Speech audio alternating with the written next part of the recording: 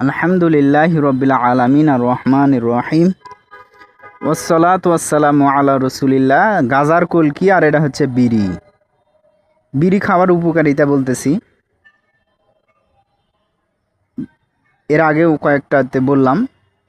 এই বিড়িটা কাপড় পুড়ায় দেয়, বিড়িখোর সংসার জ্বালায় দেয়, উনি অশান্তি সৃষ্টি করবে। একটা বিড়ি আল্লাহর কোরআনের যে নীতিমালা সেটার সাথে সাংঘর্ষিক। কিভাবে? আল্লাহ কোরআনে বলিছে, খাও এবং পান করো, কুলু ওয়াশরবু ওয়ালা তুসরিফু, তোমরা খাও পান করো, অপচয় করো না। আচ্ছা, বিড়িটা কি খাওয়ার মধ্যে পড়ে? বিড়িটা কি পান করার মধ্যে পড়ে? পানি পান করলেন না। যারা গুল খালেন ওটা কি পেট ভরালেন না। ওটা কি আপনি পানি পান করলেন না। যারা হুজুররা পান খাচ্ছেন ওরা কি ওটা পান খাইলেন, অর্থাৎ আপনি পেট ভরালেন? ওটা কি পুষ্টি? না। খাবার ওটাকেই বলে যেটা ভালো। এখন দেখেন এই মাথাটা হালে পড়ছে না। চূড়ান্ত সত্য কথা হচ্ছে ভাই, যে এই বিড়িখোরের পুরুষত্ব শক্তিটাও এরকম হালে পড়ে, হালে পড়বে, কারণ সে তো ধোঁয়া দিছে। এই গাড়িটা এটা হচ্ছে কালো।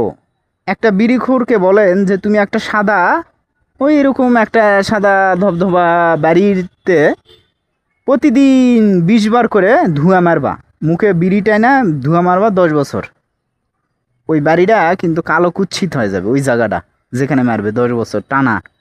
তাহলে বিড়িখোরের যে কলিজা ফেরসা ভিতরে, ওরা কিভাবে কালো হয়ে আছে?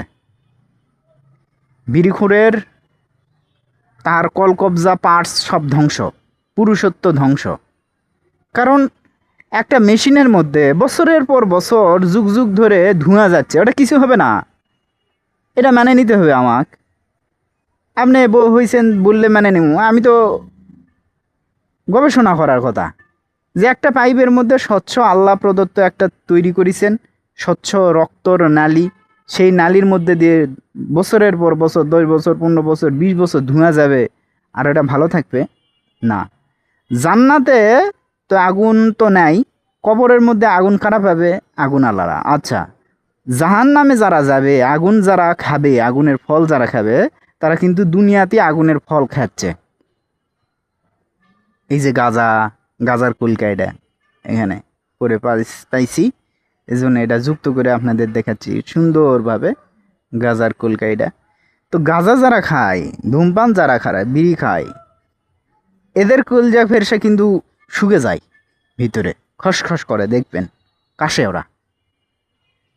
বিড়িখোর শক্তিশালী হতে পারে না, বিড়িখোর কোনো কল্যাণকামিতা নিয়ে আসতে পারে না। বিড়িখোরের পরিবার ধ্বংস হয়, বিড়িখোরের জীবন উন্নতি হয় না। বিড়ি একটা নেশা, পান একটা নেশা। পানের মধ্যে আর বিড়ির মধ্যে একই জিনিস, আলা পাতা ওই সিদ্ধ কইরা, শুধু পানের মধ্যে ওই জর্দাটাতে আপনার সুগন্ধি মিশাইছে, কিন্তু মশলা ওই একটাই, একই প্রসেসে একইভাবে বানায়, খালি সুগন্ধি মিশাচ্ছে আর সুগন্ধি মিশায়নি, এইটুকুই পার্থক্য। কারণ এটা তো ধোঁয়া করে ছাড়ে দিবে, আর ওটা তো আপনি চাবাবেন, খাবেন, এই জন্য আপনাকে একটু সুগন্ধি দিছে, না হলে তো দুর্গন্ধ হলে তো খাইতেন না পান্ডা। এই বিড়িটা হচ্ছে মহাপাপ, এই বিড়িটা হচ্ছে জাহান্নামের মিল।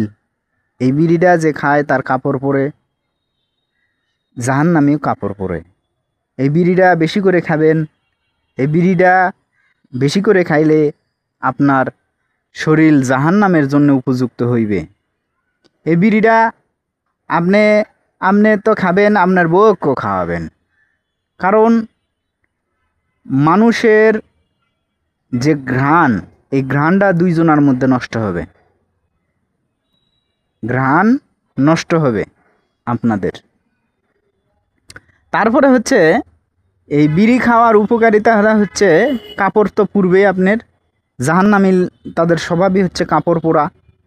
আর বিড়ি খাওয়ার আরও উপকারিতা হচ্ছে, তাদের দেখেন এগুলান কিন্তু খোসা খোসা হয়েছে উপরে, কাছ থেকে দেখালে হয়তো দেখছেন, সুন্দর। তো যেটা কম সেটা হচ্ছে যে বিড়ি খাওয়া খুবই উপকার, বিড়ি খাওয়া ভালো।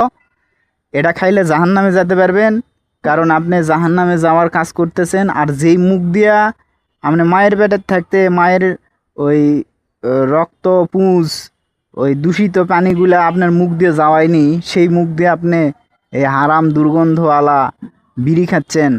এটা তো ভালো। আল্লাহ আপনার মায়ের পেটের মধ্যে ওখানে এত রক্ত পয়জন, সেখানে মুখটাকে পবিত্র রাখিছে, আর আপনি এখানে এসে পয়জন ঢুকাচ্ছেন মুখের মধ্যে। খান, বেশি করে খান। ফাবাশশিরহুম বিআযাবিন আলীম, হে নবী আপনি তাদেরকে যন্ত্রণাদায়ক শাস্তির সুসংবাদ দেন। আমি আপনাদেরকে সুসংবাদ দিচ্ছি, আপনারা যন্ত্রণাদায়ক দুনিয়া ও আখেরাতের ধ্বংসের দিকেই যাচ্ছেন এবং যাবেন ইনশাআল্লাহ। এটা কোনো সন্দেহ নাই। আপনারা নিজেও ধ্বংস হবেন, নিজের পরিবার পরিজনও ধ্বংস করবেন।